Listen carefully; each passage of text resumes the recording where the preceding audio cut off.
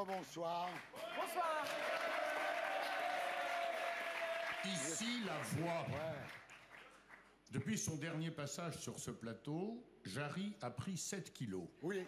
Thierry, je vous demande de respecter sa différence et de ne pas le stigmatiser. Même consigne. Pour Laurent Baffy, pas un mot sur l'obésité de Jarry. Promis. Promis. Et je l'ai croisé il y a quelques jours à la gare, je lui ai dit. Il est génial. Il vient de le ressortir. Je vais te tuer. Jarry, Oui. vous êtes ici ce soir pour tordre le cou à une terrible rumeur.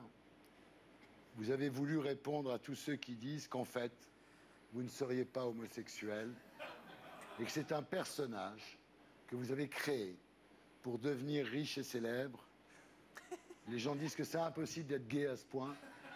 Je suis là. Non, mais voilà. Voilà. Ça Dites fait la plaisir. vérité. En fait, j'aime les femmes. Voilà. Mais voilà, comme elles pensent que je suis homosexuel, je peux aller me changer avec elles dans les vestiaires. Voilà. En attendant, je les mate. Je vais derrière le petit caisson, je me fais plaisir. Ah, ça, il a souvent été derrière le petit caisson. Donc voilà, les choses sont dites. Dites-le. Donc je ne Je suis suis un bonhomme, ce que j'aime, moi, c'est les meufs. J'arrive, je fais, hey, écoute-moi bien, toi, tu te tais, d'accord, ok. Ouais. Mais bon, je Voilà, c'est tout. Ça, c'est sa vraie nature. le truc, voilà. Mais je ne le tiens pas longtemps. Ouais, là, ça se voit, là. Là, ça s'est vu. Quand tu ris, ça se voit. Alors vous êtes ici parce que dans le cadre de votre tournée dans toute la France, avec votre spectacle atypique, vous faites l'Olympia pour la première fois. C'est pas rien, ça, dans une carrière, le 21 et le 22 octobre. Ouais, je crois que je réalise pas encore. Non, mais c'est bien. Mais je suis content parce que toute ma famille vient aussi de mon village natal. Ouais. Et ça sera aussi pour eux la première Bien fois sûr. qu'ils vont rentrer dans cette salle. Je suis très heureux.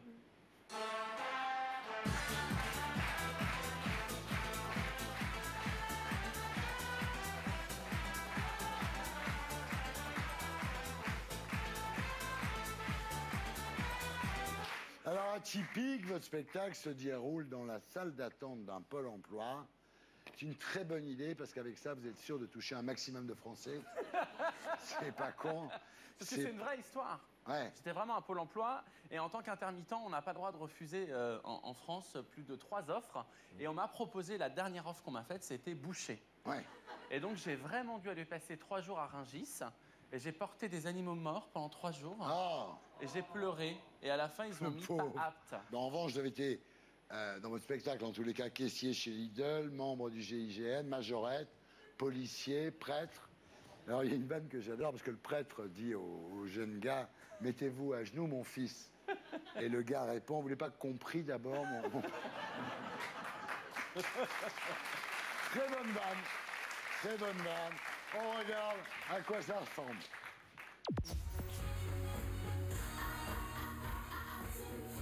Bonjour madame, enchantée, Jarry, police nationale, soyez la bienvenue. Vous êtes inquiète. C'est rigolo comme prénom. Ça va être long, hein. Votre fille a disparu. Il faut appeler la police. Oh, on peut rigoler. Oh, mais ça va, hein. De toute façon, je vous comprends, je perds mes clés 10 fois par jour. Sauf que moi, j'ai un double. Attention! Et pas chasser! Inquiète, à partir de maintenant, je vais vous demander de répondre à toutes mes questions. Est-ce que son prénom commence par un P comme Sophie? Non. Un instant. Allez les filles, on se met en place! Devant! Devant! Il y en a parmi vous qu'on fait du babysitting, levez la main ceux qu'on fait du babysitting. Un pauvre, 2 pauvres, 3 pauvres. Ah mais moi tous les week-ends je gardais ma grand-mère. Et j'ai perdu mon job.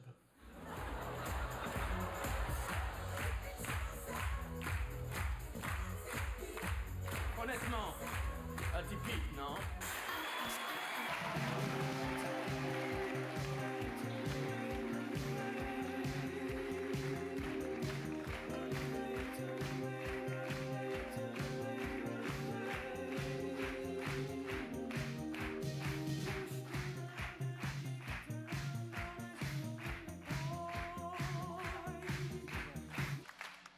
Small Town Boy, c'est un peu votre histoire. Vous étiez un Small Town Boy, c'est-à-dire un môme dans une ville de province.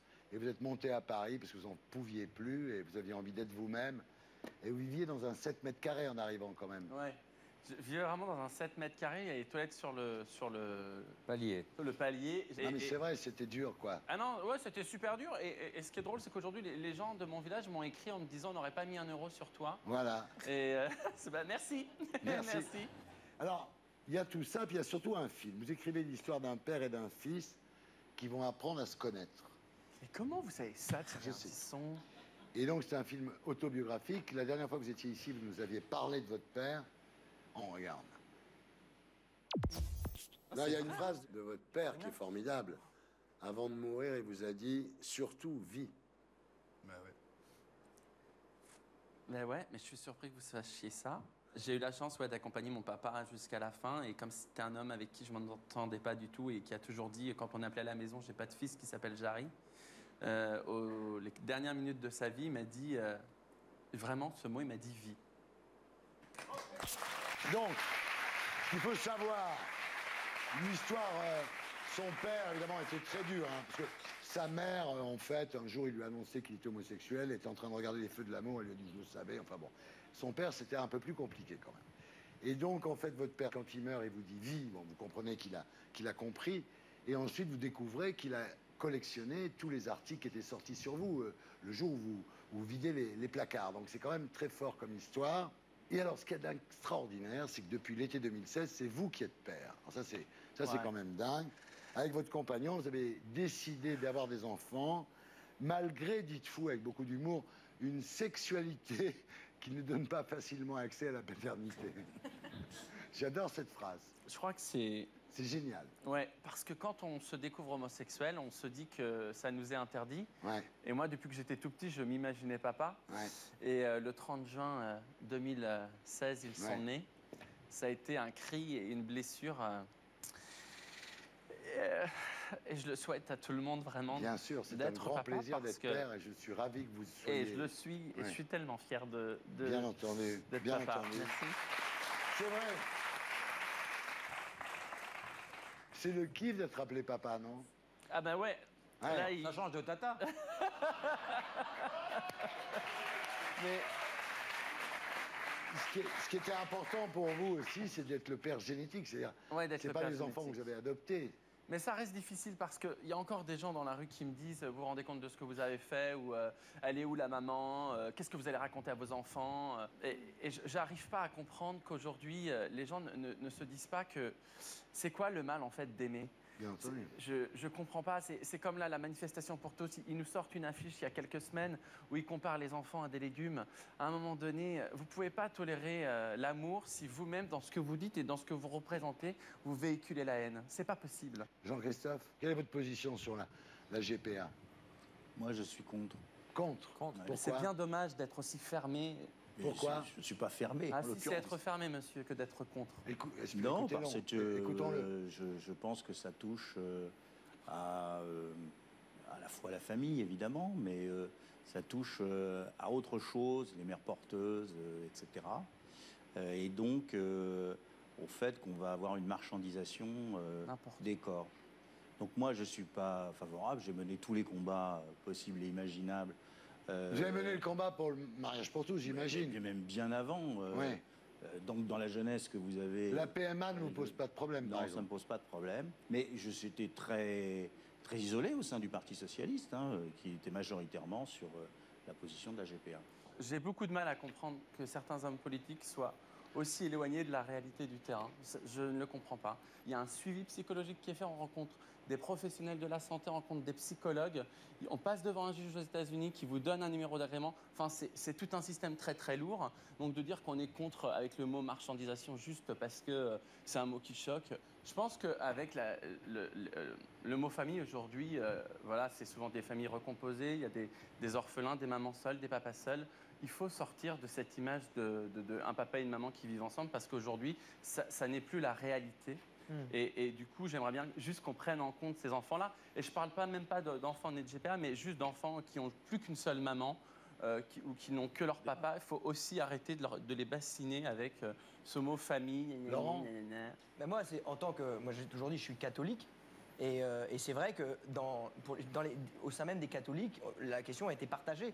Et moi, j'étais favorable au mariage pour tous. Et je m'amusais à le dire, alors je me suis fait insulter, mais je disais, mais les gars, vous êtes catholiques, vous défendez l'idée de la famille, vous parlez de la Sainte Famille, mais excusez-moi, mais la Sainte Famille elle-même, le père n'est pas le père, la mère est vierge, et le fils n'est pas le fils du père. Ouais, c'est une galère déjà. C'est déjà compliqué, quoi. Ça commence mal. Ça commence mal, déjà. C'est exactement ça.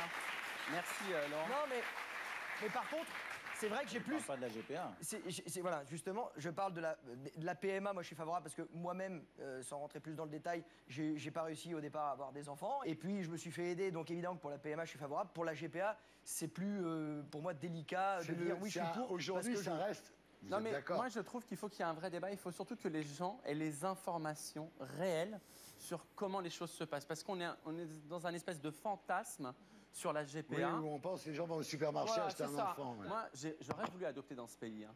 J'aurais voulu que l'adoption soit possible pour un homme. C'est impossible. Sauf qu'elle est assimilée dans ce pays à la pédophilie. C'est un sujet qui me tient à cœur parce que tous les jours, je croise des gens qui ont des difficultés à avoir des enfants. Et ça ne concerne pas que les homosexuels. Ça peut être aussi un couple hétérosexuel qui veut un enfant et qui fait appel à la GPA. Et là, ça pose moins de problèmes, bizarrement.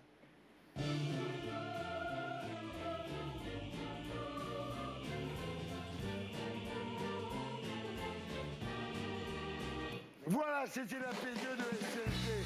On se retrouve après la pub.